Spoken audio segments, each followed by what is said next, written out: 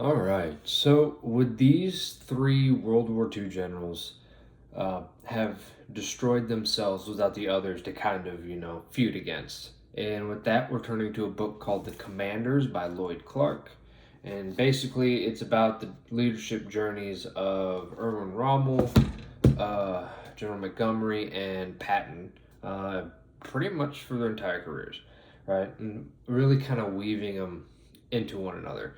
So, what is one thing that kind of sets this book apart from the others about just generals of World War II and all that kind of stuff? One thing with this book, Clark he gives like just enough wider context of like each of the generals' career and stuff, just so you can kind of understand um, who they were to a certain degree, but not like so in depth that you like start to kind of forget that there's more to the story, sort of thing. It really kind of weaves the generals together um, in the book, right? So you don't really get lost in the minutiae and details of how one can tend to during a lot of the other history books. Basically, the main theme really is about like analyzing the leadership qualities of each of them through kind of telling their story, right? And giving details enough to just illuminate their character, um, which is kind of different from a lot of the other books, especially the last one I did about three generals. So, well, just this time, a few different ones. Anyways, uh, almost lost my train of thought. But who is Lloyd Clark, and why should we even listen to him when talking about these kind of generals and stuff? So he is the co-founder of the Center of Army Leadership for the British Army at the Royal Military Academy in Sandhurst, and he is a professor of modern war studies at the University of Birmingham and has written several other books. Basically, like the English version of Winston Groom from the last General's book I did. So about this one, so like I said, it really is about how like the three, as he says, the three legendary generals kind of crafted their leadership styles through their early career and then really reached ahead in World War II, right? Um, how they also kind of all tended to meet up together and actually fight against each other, especially in like World War One. They collided in North Africa in World War Two, and again in France after D-Day in 1944.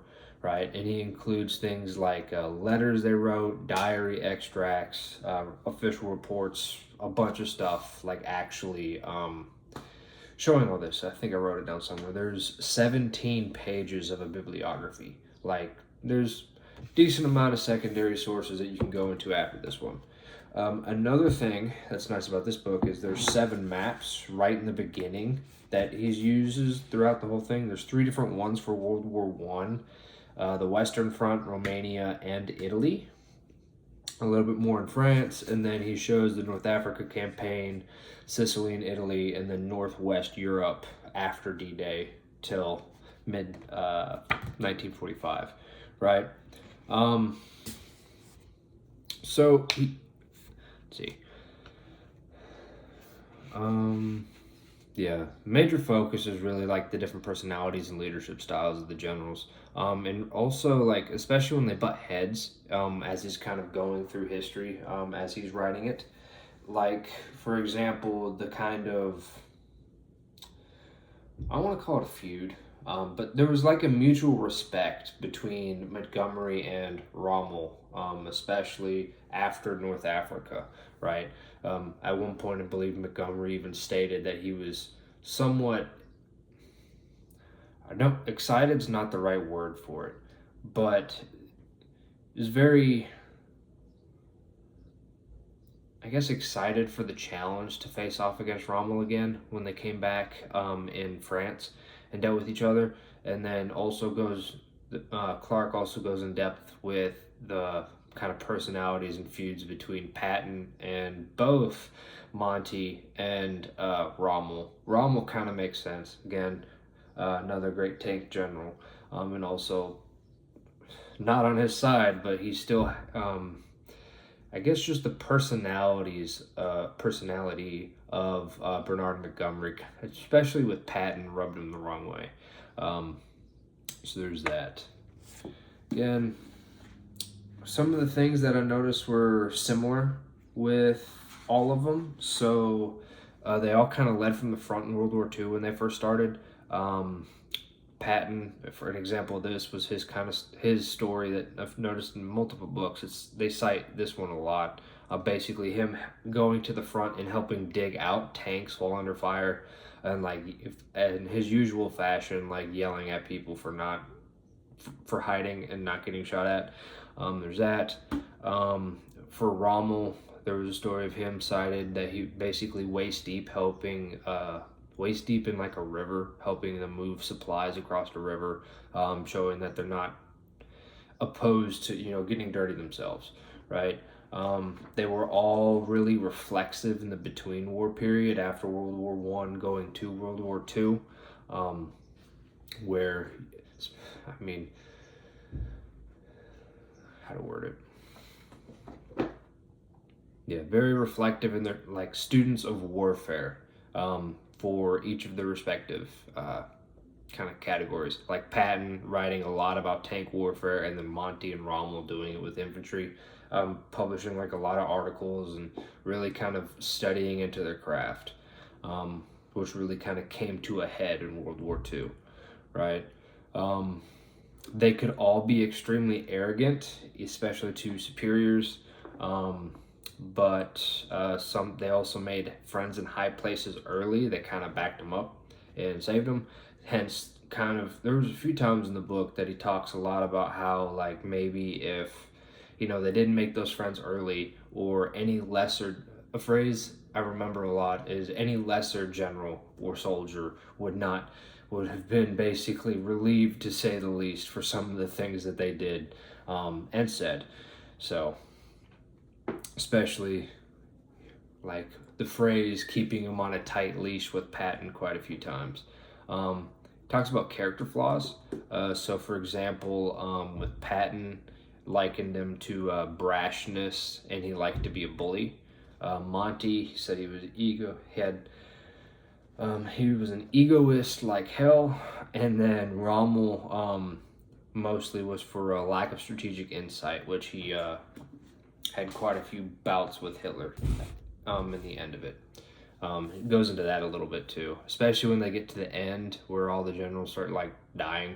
Where Rommel, well, yeah, it's towards the near end of the book, but it's not like it's fiction, so I guess I can just say it. But like how Rommel basically was accused for some of his like kind of, I guess, loose relationships with some of the people who attempted to assassinate Hitler, and then basically the SS, basically gave him the options like, you can take the cyanide pill and kill yourself, but if you refuse, then we're basically gonna kill your whole family and everything. And so basically they kind of saved his own, saved his legacy in a way for having him basically off himself. So that's how he kind of went. And then Patton was with he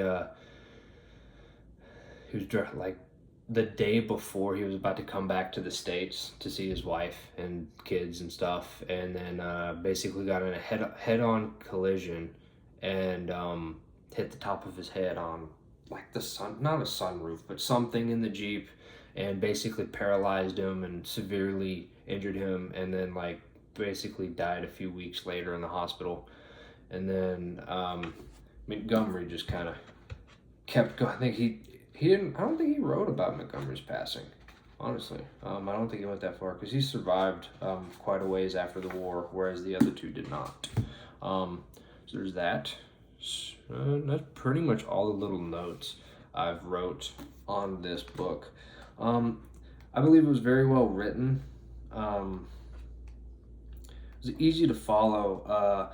One thing I noticed with the other book, I'll put a card or whatever to it, the generals, mostly about MacArthur, Marshall, and Patton on the American side by Winston Groom, was I noticed he kind of goes a lot more in depth into the like the minutia of each of their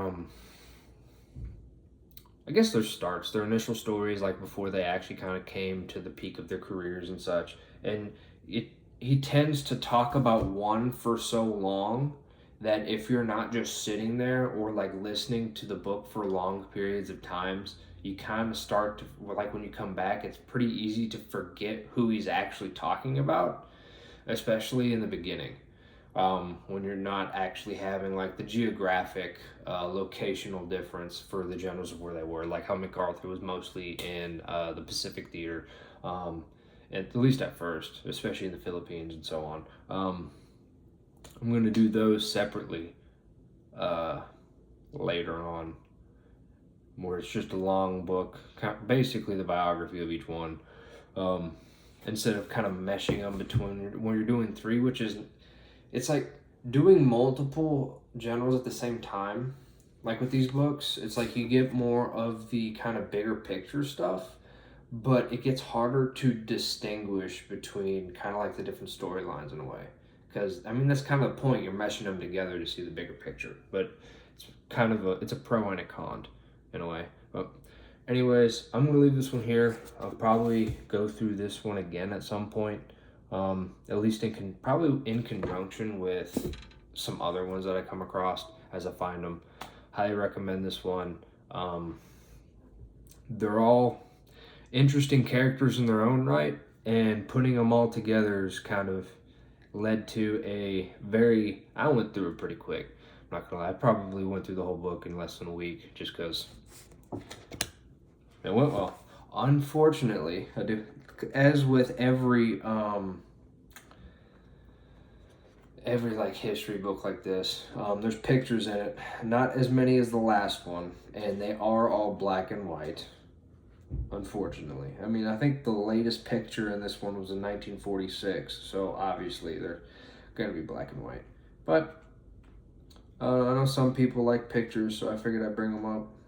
We got the old campaign hats and pretty much all of them. But anyways, I'm gonna leave this one here. So playlists in the top corner as always for all the other book reviews, and hope to see you guys on one of those.